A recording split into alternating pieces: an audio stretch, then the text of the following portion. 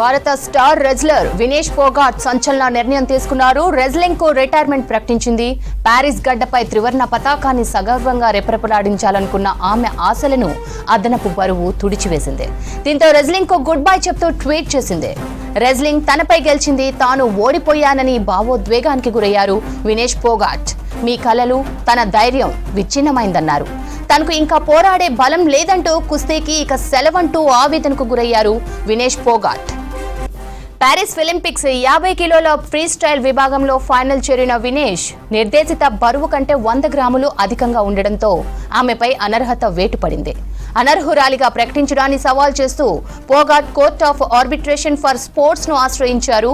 తాను silver medal కు అర్హురాలనని ఫిర్యాదులో తెలిపినట్లు సమాచారం. దీనిపై ఆర్బిట్రేషన్ తీర్పు వెల్లడించాల్సి ఉంది. ఇంతలోనే వినేష్ ఈ నిర్ణయం తీసుకున్నారు.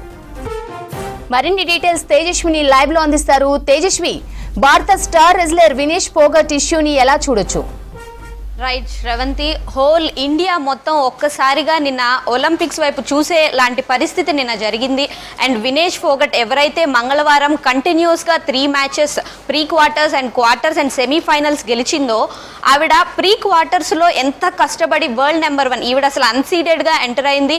అండ్ రీసెంట్ టైంలో ఇండియాలో జరిగిన తన పరిస్థితుల వల్ల తను ఎక్కువగా రెజ్లింగ్ మ్యాచెస్లో పార్టిసిపేట్ చేయని పరిస్థితి. అండ్ తనకు ఒక వరల్డ్ ర్యాంకింగ్ కూడా లేదు. కానీ అలాంటి పొజిషన్లో ఒలింపిక్స్లోకి ఎంటర్ అయిన ఆవిడ వరల్డ్ నెంబర్ 1 ఆవిడ్ని ఓడించి ఎవ్వరూ ఊహించలేదు. లాస్ట్ 10 సెకండ్స్లో అంత స్ట్రాంగ్ ఫైట్ చేసి తను ఆ పాయింట్స్ని గ్రాబ్ చేసి వరల్డ్ నెంబర్ ఆవిడ గోల్డ్ మెడల్ కొడుతుంది అని అనుకున్నారు. అలాంటి ఆవిడ్ని ప్రీ క్వార్టర్స్లోనే వెనక్కి పంపించింది. అలాంటి ఒక ఎఫర్ట్ పెట్టి వినేష్ ఫోగాట్ మంగళవారం ఆడడం జరిగింది. కానీ ఆ రోజు 50 కేజెస్కి కొంచెం దగ్గరలో ఉన్న వినేష్ ఫోగాట్ ఈ కంటిన్యూస్గా మ్యాచెస్ ఆడడం వల్ల కొంతవరకు సాల్స్ తీసుకోవడం జరిగింది.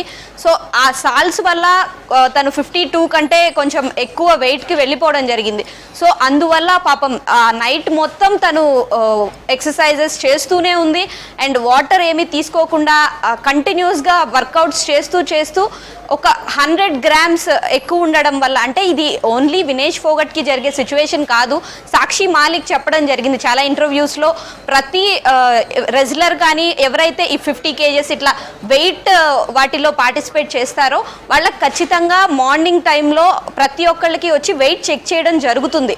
అయినా ఆ టైంలో మాత్రం పర్ఫెక్ట్గా ఉండాలి. తర్వాత వాళ్ళు ఎన్ని తీసుకున్నా, అంటే ఎంత ఫుడ్ తిన్నా, ఎంత వాటర్ తాగినా అది కన్సిడర్ చేయరు. కానీ వాళ్ళు వెయిట్ చెక్ చేసుకోవడానికి వచ్చినప్పుడు మాత్రం ఎగ్జాక్ట్గా ఆ వెయిట్కి ఉండాలి అని సాక్షి మాలిక్ చెప్పడం జరిగింది. సో వినేష్ ఫోగాట్ విషయంలో వాళ్ళు చాలా అటెంప్ట్స్ చేశారు, హెయిర్ కట్ చేశారు, బ్లడ్ తీశారు. ఎక్కడో ఇందులో కొంచెం కాంట్రవర్సీ కూడా నడుస్తుంది. తన దగ్గర ఉన్న ఆ మెడికల్ పర్సన్ ఎవరైతే ఉన్నారో అతన్ని ఇండియన్ గవర్నమెంట్ పంపించలేదు, తన ఓన్ మెడికోన్ తీసుకెళ్లడం జరిగింది. సో ఆయన కొంతవరకు సాల్స్ ఎక్కువ ఇచ్చారని ఇలాంటి ఒక చిన్న కాంట్రవర్సీలు నడుస్తున్నాయి. వాట్ ఎవర్ ఏది జరిగినా సరే వినేష్ ఫోగాట్ ఓవర్ నైట్లో తన లైఫ్ మారిపోయిందనే చెప్పాలి. ఎందుకంటే సెమీఫైనల్కి అర్ధరాత్రి 12ంటికి సెమీఫైనల్ నుంచి ఫైనల్కి అడుగుపెట్టింది. ఇండియాకి ఒక సిల్వర్ ఆర్ గోల్డ్, ఇప్పటి వరకు మనం బ్రాంజే గెలుచున్నాం కాబట్టి సిల్వర్ ఆర్ గోల్డ్ అయితే కన్ఫర్మ్ అని అందరూ ఫిక్స్ అయిన టైంలో ఒక 6 అవర్స్ గ్యాప్లో ఇదంతా మారిపోయింది. అండ్ వినేష్ ఫోగాట్ 100 గ్రామ్స్లోనే ఆ డిఫరెన్స్ తో ఫైనల్కి వెళ్లకుండా ఆగిపోయింది. అయితే ఈ విషయాన్ని కొంతవరకు ఓవర్ నైట్ అంతా తను ఎక్సర్సైజ్ చేయడం వల్ల డిహైడ్రేట్ అయ్యి హాస్పిటల్లో అడ్మిట్ అవ్వడం జరిగింది. And Indian Olympic Federation president PT Usha కూడా ఆవిడని కలవడం జరిగింది. షీ స్ట్రాంగ్, ఇంకా స్ట్రాంగ్గానే ఉంది. కానీ ఇన్ని జరిగిన తర్వాత తనకి కంటిన్యూస్గా ఏదో ఒక సిచ్యువేషన్స్ తనని వెనక్కి లాగుతూనే ఉన్నాయని చెప్పాలి. రియో ఒలింపిక్స్ 2016లో జరిగిన రియో ఒలింపిక్స్లో వినేష్ ఫోగాట్ మ్యాచ్ మధ్యలో ఇంజురీ అవ్వడం తనని అక్కడి నుంచి తీసుకెళ్ళిపోవడం జరిగింది స్ట్రెచర్ మీద, అలాంటి ఒక పరిస్థితి. అండ్ ఆ తర్వాత 2020లో జరిగిన ఒలింపిక్స్లో తను ఎలిమినేట్ అవ్వడం జరిగింది. కానీ ఈసారి చాలా స్ట్రాంగ్ కంబ్యాక్ చేసింది.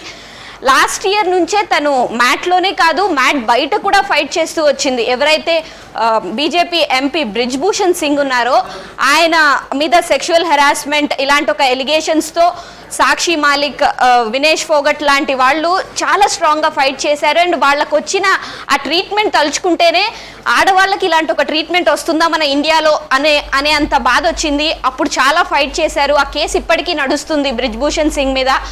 అయినా సరే ఇలాంటి ఒక కంబ్యాక్ చేసింది ఒలింపిక్స్లో. అండ్ నేను ఆల్రెడీ దాని మీద కేసు ఫైల్ చేయడం జరిగింది Vinesh Phogat arbitration of sports కోర్టులో. కానీ ఇంకా దాని గురించి వాళ్ళకి ఇంకా ఏమీ ఆన్సర్ రాలేదు. అయితే కాకపోతే ఆమె సిల్వర్ మెడల్ షేర్ చేయాలని ఒకటి డిమాండ్ చేస్తున్నారు, లేదా తనకి గోల్డ్ మెడల్లో పార్టిసిపేట్ చేసే ఛాన్స్ ఇవ్వాలని కూడా కోర్టుకి తను అపీల్ చేసుకోవడం జరిగింది. కానీ ఇక్కడ మనం ఆలోచించాల్సిన విషయం ఏంటంటే, ఇంత స్ట్రాంగ్గా ఫైట్ చేసిన తర్వాత ఇది ఫైనల్ కాబట్టి అంత ఈజీగా ఏదో ఒక 100 grams డిఫరెన్స్ కోసం నిన్న నైట్ 12ంటికి జరగాల్సిన మ్యాచ్ గురించి నిన్న మార్నింగ్ 6ంటికి వెయిట్ చెక్ చేసి ఆ డిఫరెన్స్ ఏమో కొంచెం టైం ఇచ్చి ఆ వెయిట్ తగ్గడానికి ఛాన్స్ ఇచ్చుంటే బాగుండేది అని హోల్ ఇండియా మొత్తం కోరుకుంటున్నారు. అండ్ ఇప్పుడైతే ఒలింపిక్ ఫైనల్ని ఆపడం కుదరదు కాబట్టి ఫైనల్ అయితే కండక్ట్ చేస్తామని చెప్పేశారు. ఆ తర్వాత వాళ్ళు మరి ఆర్బిట్రేషన్ ఎలాంటి డెసిషన్ తీసుకుంటుందో తెలియదు, కానీ ఒక ఛాన్స్ అయితే దొరుకుతుందని అనిపిస్తుంది. కానీ ఈ లోపే వినేష్ ఫోగట్ రిటైర్మెంట్ని అనౌన్స్ చేయడం, అండ్ తను ఇంకా ఫైట్ చేయలేను, తను అలసిపోయానని చెప్పడం, ఇండియన్స్కి సారీ చెప్పడం, ఇదంతా చాలా చాలా డ్రామా నడుస్తోంది. ఏదైనా వినేష్ ఫోగట్ లైఫ్లో అయితే ఇది ఒక వినేష్ ఫోగట్కే కాదు, ఓవరాల్ ఇండియా మొత్తానికి ఇది ఖచ్చితంగా మర్చిపోలేని ఒక సిచ్యువేషన్. ఎందుకంటే వినేష్ ఫోగట్కి ముందు ఒక 2 days ముందు ఒక రెజ్లర్ మధ్యలో ఇంజురీ అయ్యి తను చాలా పై చేయిలో ఉంది, కానీ ఓడిపోవడం జరిగింది. సో ఇలా వీళ్ళందరి కోసం ఫైట్ చేస్తూనే వచ్చింది వినేష్ ఫోగట్. కానీ ఇప్పటికీ తనేమి గివ్ అప్ ఇవ్వట్లేదు. నెక్స్ట్ వచ్చే యంగ్ రెజ్లర్స్ కోసం అయితే ఫైట్ చేస్తానని చెప్తోంది. ఈ విషయంలో మాత్రం తను చాలా డిసప్పాయింటింగ్గా ఉంది. అండ్ ఇండియాకైతే ఎక్కడో ఫేవర్లో ఏదైనా సిల్వర్ మెడల్ షేర్ చేసుకునే ఛాన్స్ అయితే వస్తే బాగుంటుందని అయితే అందరు కోరుకుంటున్నారు. Sravanthi. Right, thank you Tejaswi.